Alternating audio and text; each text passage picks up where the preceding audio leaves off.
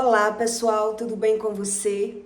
Olha só, como se quebra uma praga? Como se identifica um problema que uma pessoa vive, se é problema sobre praga? Como se considoliza uma praga? Por que é que Deus explica que Deus foi quem endureceu o coração de Faraó? Então algumas pessoas acreditam que se está escrito em Êxodo 4 vezes que foi Deus que endureceu o coração de Faraó, as pessoas jogam a responsabilidade de Deus de tudo aquilo que ele vive, por ele não entender o que Deus está ensinando a respeito disso. Quantas vezes Deus tentou aquebrantar o coração de Faraó e ele, por ser teimoso, endureceu o seu coração, não quis ser convencido pela visão. Então, tudo que Moisés dizia, ele via que acontecia. Ele dizia que ia liberar os escravos, ele soltar, ele queria fazer barganha com Deus. Então, Faraó não sabia o que significava as pragas, o que era o significado de uma praga. Então, ele estava vendo o que Moisés dizia, mas ele não estava entendendo pela visão o que era uma praga. Então, até hoje, muita gente é assim. Ele vive embaixo de praga, ele vive o que fala, mas ele não é convencido pela visão. Então, as 10 pragas têm significado e muita gente vive as mesmas pragas que Faraó viveu. As mesmas. Mas por ter o coração endurecido, ele não acredita porque ele desconhece sobre as emoções boas do que Deus explica. Então, a dureza de coração do ser humano é a falta de gratidão, a falta do perdão, a falta de empatia, tudo é a falta. É isso que a Bíblia ensina, que é a dureza do coração do ser humano. Ele empedrificou, ele não tem consciência do comportamento dele, das emoções dele, da visão dele. Então eu trouxe para você, nos tempos de hoje, como você ter a visão de uma pessoa que vive embaixo de praga. E por isso ela não consegue ser convencida qual é o nível de problema que ela vive. Há 3 coisas que não se faz, né? Que não tem como voltar atrás. Um é a palavra lançada, a palavra proferida, a flecha quando ela é lançada e a oportunidade perdida. Não tem como a pessoa voltar atrás se ela não sabe a respeito do espiritual. Então tem pessoas que vivem ciclos repetitivos, relacionamentos que dão errado e ela não sabe, ela não tem a consciência pela visão de que nível de problema ela está vivendo. Então, ela desconhece a respeito de praga. Então, não tem como se quebrar uma praga se eu não tenho consciência do que eu estou vivendo. Eu não renuncio, eu não falo, eu não identifico a situação que eu vivo. E é por isso que eu separei as 10 pragas que Faraó viveu. Nos tempos de hoje, o que queria dizer aquilo? E no Espiritismo, como é que eles tratam a respeito de uma limpeza espiritual para que você veja que mesmo no espiritual dos espíritas, eles são enganados pela visão. Ele não tem a compreensão. Ele só serve a uma religião, mas ele não é convencido pela visão. E é por isso que Deus explica para você que se você não entende sobre a palavra, sua religião ela é totalmente vã, porque você não é convencido com o que está vendo. Está vendo e não está entendendo. Então, as 10 pragas, na época de Faraó, hoje, ela se mostra para você. Conheço várias pessoas que vivem embaixo das pragas, as mesmas que Faraó viveu. Mas ela não é convencida pela visão. Então, o que a Bíblia diz em Êxodo, através das 10 pragas, para que você tenha a revelação do que é uma praga de hoje, que não é a mesma visão de antigamente. Por isso Deus mandou escrever a Bíblia, para que as pessoas fossem ler a Bíblia e tivesse a revelação através da Bíblia do que é que ela está vivendo. Por exemplo, a praga que foi a saraiva, foi pedras né, na época foi chuvas de pedras. Quer dizer, ninguém vê hoje chovendo pedras. Mas naquela parábola ali, Deus está explicando as consequências da chuva da pedra. O que causou na vida de Faraó. O que foi que causou cada praga, o que causou na vida dele. Então eu separei para que você entenda que se você não tem nem a visão do que está vendo, como você vai entender o que está vendo? Por isso não é fácil de se quebrar uma praga. Então quando você vai buscar uma ajuda psicológica, na medicina, em qualquer lugar, as pessoas querem se aprofundar no seu problema. Esse problema existe na sua família? É isso que as pessoas buscam aprender cada vez mais. Como foi a convivência com seus pais? Por que esse problema acontece na sua vida? Então é a respeito disso uma praga que Deus explica. Mas que uma pessoa, quando ela vive um nível de problema, nunca é por conta de um motivo só. Nunca é um motivo só. Então é a emoção que rege uma pessoa. É o emocional que rege a visão, a palavra, a memória. Então quando fala em mente, está falando do cérebro, mas quando fala que Deus endureceu o coração de Faraó, está falando das emoções. Ele não tinha consciência das emoções que ele carregava. E por isso ele não era convencido pela visão. Então a primeira praga na época de Faraó foi o rio Nilo que se transformou em sangue. A água que se transformou em sangue. Quando você vai ler, você vai entendendo que Deus estava querendo dizer que a pessoa tinha, mas ela não ia usufruir daquilo que tinha. Da praga de sangue dá para perceber. Quer dizer, o rio estava ali, mas Faraó não conseguia mais usufruir das águas, porque elas se transformaram em sangue. E assim sucessivamente. Cada praga, Deus explica as consequências que foram na vida de Faraó. Então, a segunda praga, que foi a das rãs, o que significava as pragas das rãs invadindo o palácio. Deus explica na leitura que faltava o sono, as pessoas não conseguiam dormir. Era rã pela mesa, por a cama, por todo lugar. Então quer dizer, ninguém conseguia dormir com o enxame de rãs na casa de Faraó. A segunda praga. A terceira praga foram as pragas dos piolhos. O que Deus explica a respeito das pragas dos piolhos? Eu não conheço pessoas que, assim, mulheres principalmente, né? Mulheres principalmente, porque eu tive a praga dos piolhos. Eu passei por esses níveis de pragas. Praticamente, não, todos não, mas até a sétima praga eu vou explicar para você, porque eu passei por essas pragas. Então, a praga do piolho quer dizer, quando uma pessoa ela tem muito piolho, excesso de piolho, que não se mata, você só controla aquele piolho. Eu tive até eu ficar adulta. Meu cabelo era como um homem. Meu cabelo, quando eu era criança, era cortado como um cabelo de homem. Por quê? Porque os piolhos tomavam conta da minha cabeça. Minha mãe teve piolho, minha filha teve piolho. Quer dizer, é um piolho que se controla quando quer dizer praga. Então, quando uma pessoa ela tem esse tipo de praga, a maioria das que eu conheci passou por problemas de prostituição, de promiscuidade. Níveis de problema na área da promíscua, na área da prostituição. Quer dizer, a pessoa passou uma vida lutando com aqueles piolhos. Não é simplesmente teve piolho, botou veneno, acabou os piolhos. Não é isso. É uma praga. É uma coisa que você vai tentar controlar. Mas ela não some. Ela não some.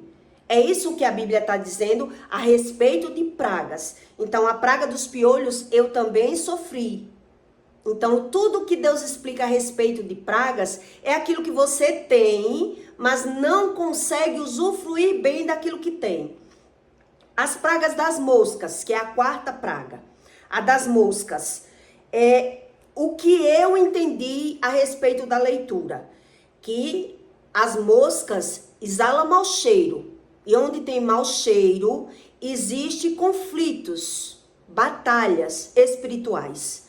Quantos casamentos você já não ouviu falar por aí que acabaram por conta de mau cheiro? Por conta de mau cheiro. Pessoas que não conseguem se tocar, não conseguem ter uma boa relação, porque a pessoa não se higieniza, ela não tem higiene pessoal.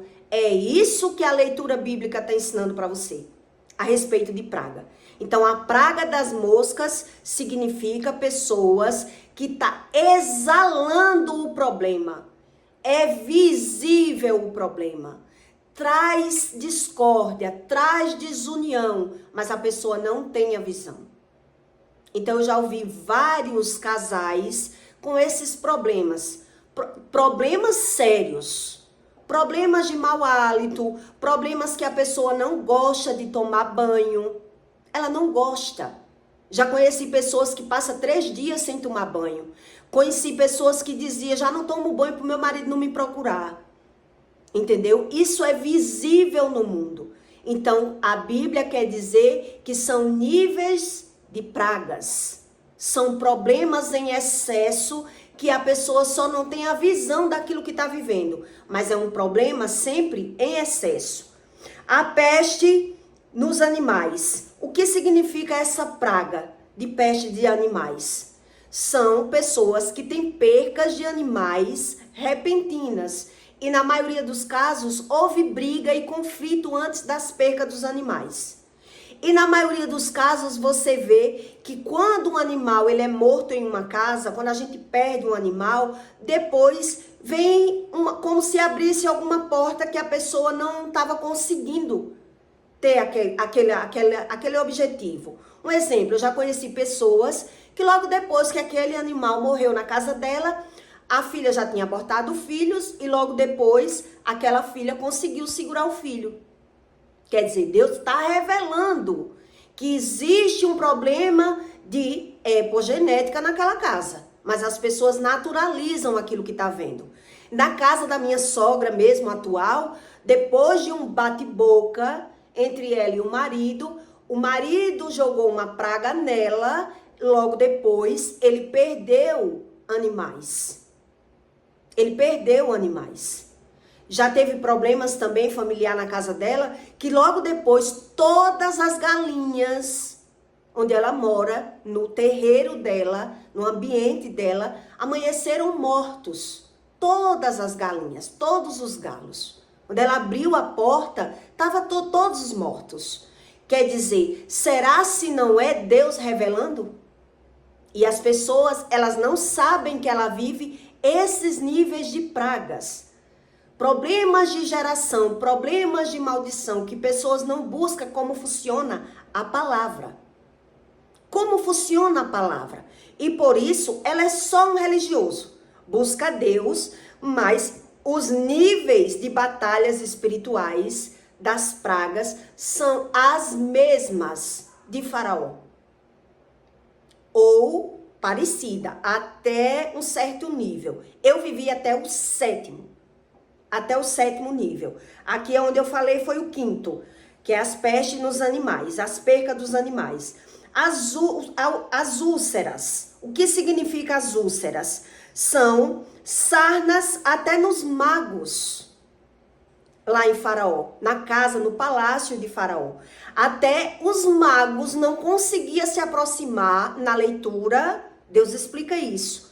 Até os magos não conseguiam se aproximar de Faraó para tentar fazer uma cura espiritual. Por quê? Porque eles estavam doentes, com coceiras no corpo, com feridas no corpo, com úlceras no corpo. Quer dizer, nenhuma praga, os feiticeiros da época, os magos, os reis, eles não conseguiam escapar de nenhuma praga. Onde Moisés tomava conta daquele povo espiritualmente, nenhuma praga atingia o povo. Nenhuma. Então Deus estava ensinando para que você entenda até hoje o que é uma praga, como funciona uma praga. Então as úlceras significa, as doenças, Doenças na pele, doenças que você apenas controla aquela doença. Não é aquela doença que você vai para o médico, um exemplo, e você fica bom. Vai na farmácia, compra o medicamento e você tá bom. Não. Quando se refere em uma praga que a pessoa está vivendo, ela está tendo que lidar com a doença, conviver com o problema. E geralmente o problema trava alguma área da vida dela. Área profissional, área sexual. É isso que Deus explica a respeito de uma praga. As saraivas, que é a 7ª praga, é percas financeiras em excesso, que você não esperava. A saraiva é aquela praga que vem desestabilizando e mudando o cenário da vida de uma pessoa. Era isso que Deus estava explicando na leitura. Quer dizer, a chuva de pedra. Antes, Deus explicou o que era para ser feito. Que era para as pessoas esconder, tirar os animais, né? Porque ia chover pedra, ia vir uma praga. E ia matar os animais de Faraó. Faraó ia perder muita coisa. Isso era a praga da saraiva. A 8ª praga foi a praga dos gafanhotos. O que Deus explica na leitura sobre a praga dos gafanhotos? As árvores não estavam mais dando fruto. Quer dizer, os campos estavam secando. O que significa hoje, quando você entende a leitura bíblica? A pessoa está trabalhando, mas ela não está vendo fruto naquele trabalho. O trabalho não está andando, não está caminhando. Não está caminhando. Quer dizer, ela está trabalhando. Até um certo ponto ela viu as coisas andar. Depois ela vê que ela começa a perder clientes, as coisas começam a dar errado, dá para trás, é o carro que quebra, é golpe financeiro que eu levei demais. Eu não levei um golpe porque graças a Deus eu fui muito ligeira por muitas vezes que tentaram me dar golpe. Eu fiz uma compra na época de São Paulo, eu nem ia dizer isso aqui. Mas quando essa compra chegou, foi uns 5 mil reais a compra na época. Eu fiz pela internet. Eu conheci a loja, a empresa. Quando a mercadoria chegou, era outro tipo de mercadoria. Eu levei um golpe. A marca, que na época era uma marca Empório, era uma marca que eu conhecia, uma marca boa. Quando chegou aqui era Sulanca. Eu só chorava, porque não era da qualidade que eu vendia. Eu só chorava na época. Quer dizer, é isso a praga dos gafanhotos. Você está fazendo, você está trabalhando, mas você não consegue ver bom fruto no trabalho. Dessa aí eu me livrei, porque eu consegui, como a compra foi no cartão, eu entrei em contato com o cartão, cancelei a compra dizendo que eu levei um golpe e mandei a mercadoria de volta. A mercadoria eles nem quiseram, para você ter ideia como foi um golpe. Eles nunca foram pegar e eu tive que pagar o frete da mercadoria. Porque como eu conhecia o dono da transportadora, eles ficaram cobrando de mim. Você tem que pagar, a mercadoria está aqui, eles não vêm buscar, nunca vieram. Foram buscar, como tinha que pagar, eles não quiseram pegar. A empresa hoje é falida, faliu, fechou as portas.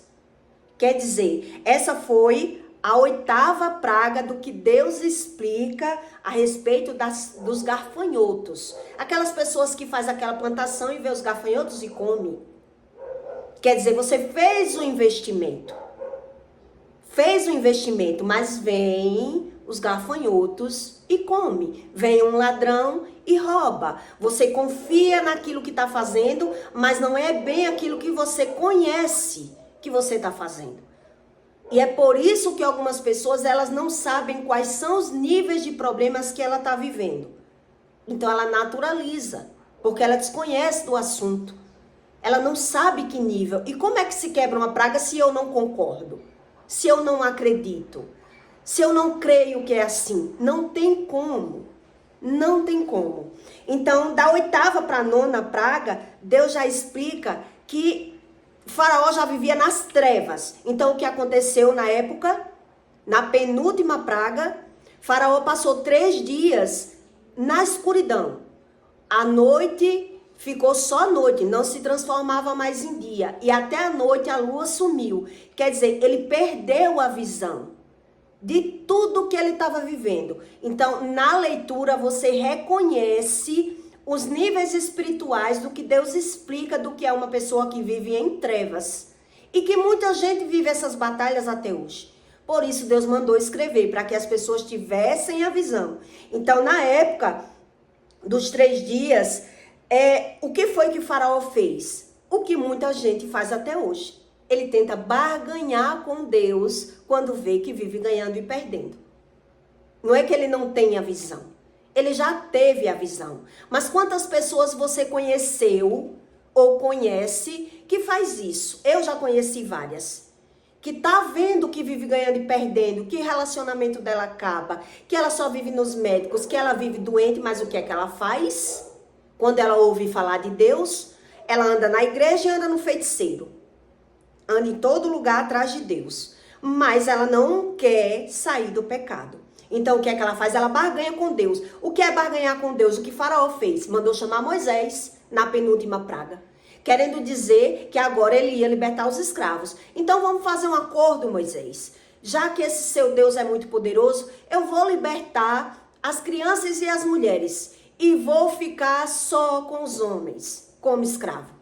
Isso é uma barganha. Foi o que Faraó tentou fazer. Então, hoje em dia, as pessoas também fazem essa barganha. Eles sabem que beber é pecado, que falar mal é pecado, que julgar é pecado. As pessoas sabem, mas elas desafiam Deus. Então, o que é que ela faz? Já conheci várias que faz isso. Ela pede roupa usada de alguém para sabendo que tem uma pessoa necessitada, então ela quer ajudar, ela quer agradar a Deus. Então, ela vai... Pede, fulana, tu não tem não roupa que tu não usa mais, olha fulana ali, a casa pegou fogo, estão passando necessidade. Ele junta mantimentos, comida, ele pede aquelas roupas, aquela pessoa que tem mais condição, para dar àquela pessoa que está mais necessitada. Que o marido foi preso, ou que a casa pegou fogo, como já aconteceu aqui comigo. Já aconteceu, pessoas me pediam ajuda de alimento, de roupa usada, para dar uma pessoa que a casa da pessoa pegou fogo. Quer dizer, a pessoa está querendo agir, está querendo que Deus veja que ela é uma pessoa boa. Mas depois, logo em seguida, ela dizia para todo mundo o que estava fazendo. Ela dizia para todo mundo o que eu dei, o que fulana deu, o que ela conseguiu fazer para a amiga, para aquela que está passando necessidade. Mas ela não quer papo com sair do pecado. E quando você pergunta, a pessoa vai dizer, eu não estou preparada para sair do pecado.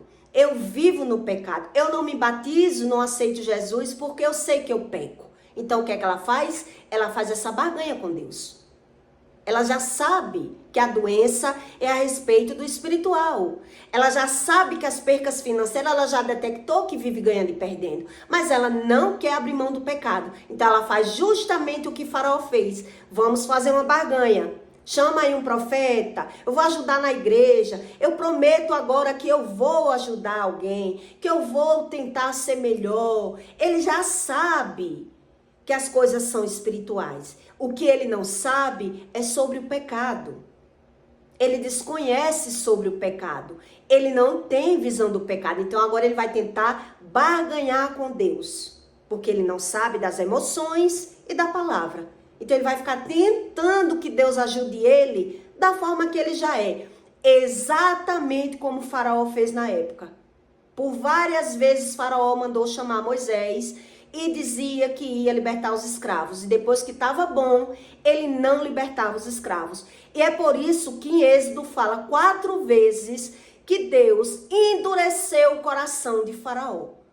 Porque assim o propósito de Deus ia ficar mais visível. O que Deus era capaz de mostrar, que o ser humano, querendo ou não, ele ia sofrer as consequências da dureza do seu coração. Da dureza. Ele não quer se render, ele não quer que Deus amoleça o coração dele. Ele quer dizer que ele é assim e que Deus ama ele da forma que ele é. Do jeitinho que ele é. E aí a 10ª praga, que todo mundo já sabe qual é a perca do primogênito. Do filho primogênito. Então, quais as consequências de pessoas que viveram todos esses níveis de pragas? Perca financeira, doença, todos que eu expliquei para você. A última foi a perca do filho primogênito. Quais são as consequências do que Deus explica a respeito da perca? Deus mandou até o recado para ele, que ele ia enterrar, e ele disse: quem é esse Deus mais poderoso que eu, que você vem aqui e vem desafiar a vida do meu filho? Quer dizer, ele não tinha visão ainda do nível de problema que ele vivia. E como era real a palavra, aquilo que saía da boca não tinha como resolver a não ser com arrependimento. Como o coração dele já estava pedrificado, ele não sabia a respeito do que era um coração duro, uma pessoa que não sabe se arrepender.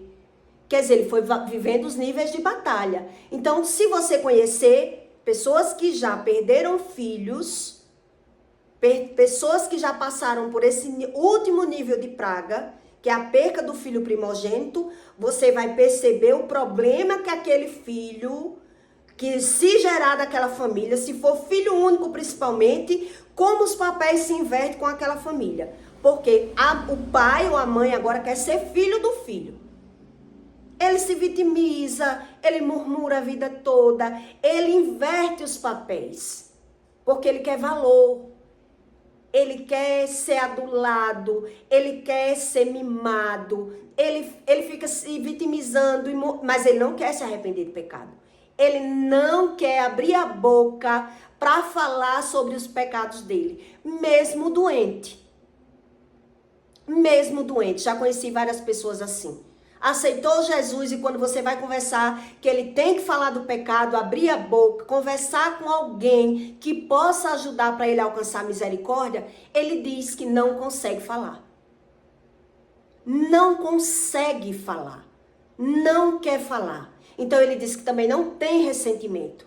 Ele desconhece totalmente do espiritual. Totalmente.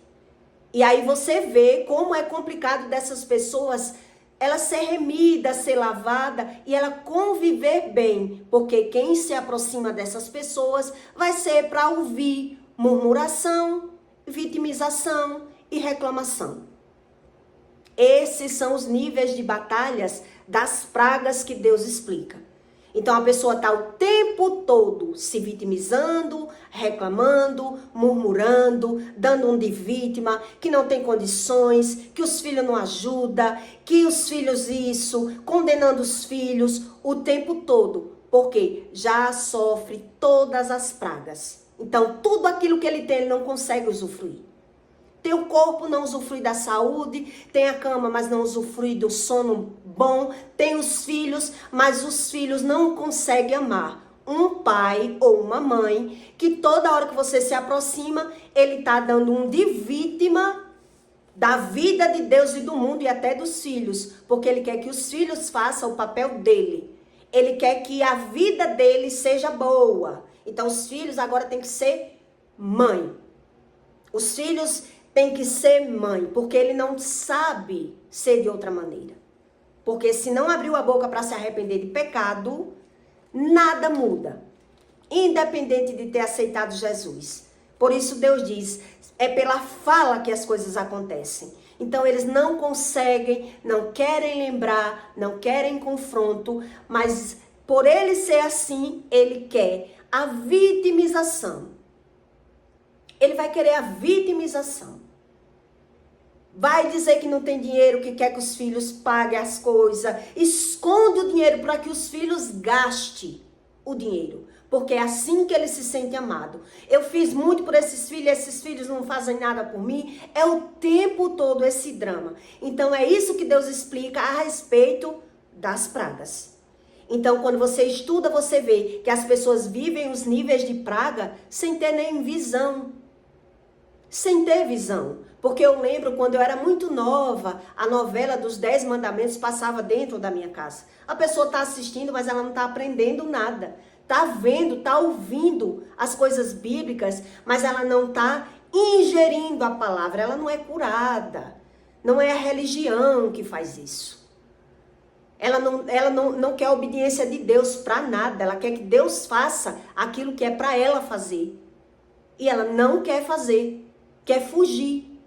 Continua com a mesma visão. No Espiritismo, como é tratado essa história de uma pessoa quando ela está precisando de uma limpeza? Para que você entenda que é só uma enganação, uma enrolação e que eles passam os níveis de praga sem ter visão. Eu já fiz várias limpezas espirituais. Várias. Já fiquei de roncó, de quarto, né? Já pingaram sangue na minha boca, já tocaram aquele sino na minha cabeça para ver se eu recebia os espíritos que eles diziam que eu tinha. Eu já tinha passado por tudo.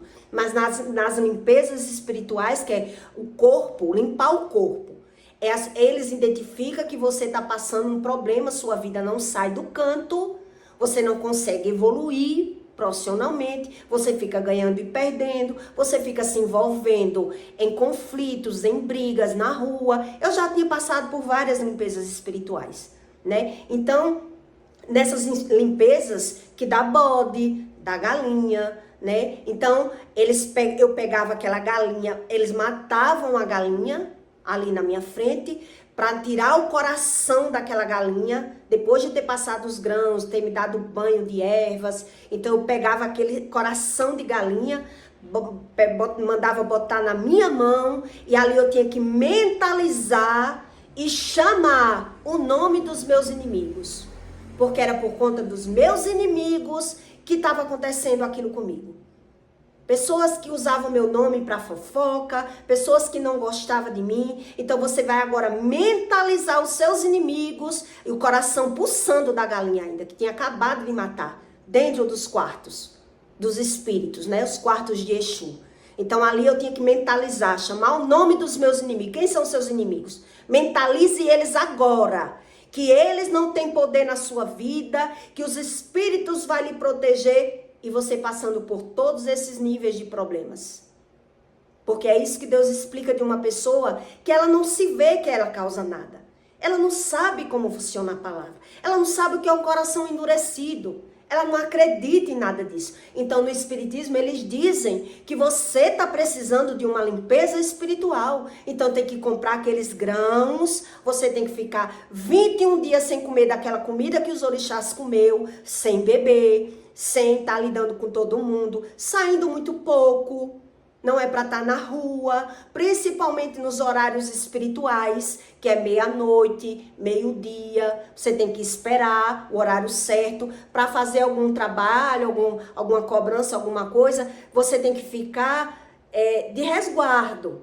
Você não pode usar preto, você não pode isso, não pode aquilo, que é para os orixás clarear a sua mente, a sua visão, a sua cognição, que é para as coisas voltarem a andar, porque a sua vida, os caminhos estão fechados, estão travados. E aí eu fiz isso por algumas vezes. E era incrível como as pessoas, aparentemente, você acha que vai melhorar a sua vida, porque você está vivendo os níveis de praga. Tudo tem o seu tempo. Então, se eu fui fazer uma limpeza, porque eu vi alguma coisa acontecer na minha vida de ruim, e já tinha acontecido, fui fazer, só fiz gastar.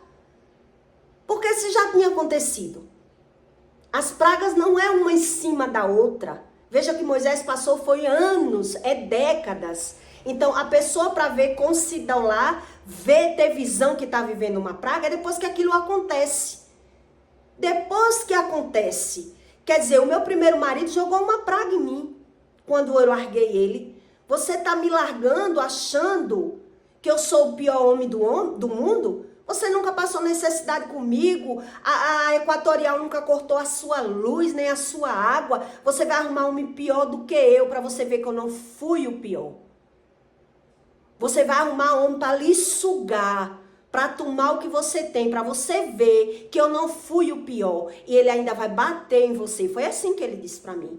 Quer dizer, considerou a palavra das pragas dele, com a maldição hereditária da família, a epigenética, com os pecados que eu tinha. Quer dizer, como é que ia quebrar tudo isso se eu não tinha visão correta? Então eu ia, gastava mais um pouquinho, compra a galinha, compra as comidas, fica 21 dias sem beber, sem usar preto, sem fazer nada. E todo o problema de geração se cumprindo na minha vida. Era isso que acontecia. Porque o meu coração, estando pedrificado, eu não causo nada. Eu sou uma pessoa muito boa. E quando eu pensava nos mandamentos, na época, qual o mandamento que eu tinha quebrado que eu só vivia assim? Para mim não tinha lógica um negócio desse. Se é porque eu julgo alguém, falo mal de alguém em algum lugar, é por isso que eu vivo ganhando e perdendo, então eu deixei de mão da religião. Eu digo, eu não quero mais saber de Deus, eu não quero mais saber de religião nenhuma. Eu confio em Deus do meu jeito, porque se eu já vivo me lascando, quebrando a cara, eu ainda tenho que estar pagando a mãe de santo, comprando galinha, ficando não sei quantos dias de resguardo, e eu não vejo nada melhorar, porque eu não via melhorar, porque não melhora. Não melhora. Quer dizer, as pragas que é de família, que foram lançadas pela palavra, que eu via isso muito nova, que praga de mãe pega, e a mãe que joga, nega que jogou, mas ela joga, quando tá com raiva, ela fala o que vem na boca, e eu via que eu vivia tudo que a minha mãe falava pela palavra, eu não tinha sorte com o homem, e ela dizia que era porque eu não dava obrigação, eu vivia ganhando e perdendo, mas ela dizia que era porque eu não dava obrigação, e às vezes que eu dei, eu nunca vi mudança nenhuma. Eu vi era que eu gastava, que eu só faltava comprar caixa de vela para dar de presente os orixás. E dinheiro. Vai para a Bahia, tome tanto para agradar o povo lá. Que vai ter festa no barracão. Eu não vou, mas está aqui a minha contribuição, que eu creio em Deus. Era assim que eu fazia. Até eu desistir totalmente de religião e dizer não quero religião nenhuma. Porque eu não creio mais desse jeito. E eu ficava tentando entender o que era Deus. E aí quando você vai para a palavra de Deus, Deus explica por que é que o coração do ser humano, ele é endurecido. Porque ele não quer ser convencido pela visão. Exatamente o que Faraó passava. Ele estava vendo as percas. Mas ele estava dizendo o quê? Ele estava querendo uma barganha com Deus. Ele estava sempre querendo um acordo com Deus. Ele estava sempre dizendo, essa eu passei, deixa pra lá. Deixa pra lá. Quando eu morrer eu não levo nada. Era assim que eu dizia. Não quero mais saber porque eu vivi perdendo não. O importante é que eu ganhe de novo. Mas além de eu estar perdendo, ainda estar comprando galinha para a mãe de santo, ficando de resguardo, tendo uma crença mentirosa, porque eu não vejo nada mudar. E eu fui desistindo de Deus. De qualquer tipo de Deus, que a Bíblia fala que não existe só um Deus. Onde quando uma pessoa é cega, ela quer crer só em um Deus. E aí ela empedrifica esse coração. Que era isso que Faraó falava. Para ele, o Deus dele era o mesmo Deus de Moisés. Onde Deus estava usando Moisés para mostrar a ele que o ter não era Deus. Que ele era o rei, mas existia um Criador que dominava tudo, o céu e a terra. Então até os magos, até os bruxos, até os feiticeiros, ele adoecia. Então ele podia fazer as bruxarias e enganar as pessoas para sobreviver. Que era a crença deles, a forma que eles aprenderam a sobreviver na terra. Mas quando as pragas vinham, ele não sabia mais nada. E até o bruxo deu conselho a Faraó. Faraó, você veja que a gente está perdendo tudo. Não é melhor que você libere esses escravos? É melhor que você obedeça a esse Deus. Porque a gente não conhece esse Deus de Moisés. E mesmo assim, ele queria pagar para ver. Ele queria ver do que esse Deus era capaz. Então, quer dizer, 9 pragas, ele ainda não era convencido. Quando viu a 10ª, ainda desafiou, porque ele não tinha experiências. Nunca tinha perdido nenhum filho, só tinha um. Então ele não sabia daquele impacto. Então ele desafiou. Como assim esse Deus vai matar meu filho? Quem é você para vir desafiar um Deus na terra? Porque eu sou Deus também. Eu mando e desmando. E agora eu não vou libertar ninguém. Porque ele queria um acordo com Deus, já que estava perdendo. Vou liberar só as mulheres e as crianças, né? Mas os animais fiquem os homens. Moisés disse, você não vai ficar nenhum animal na sua mão.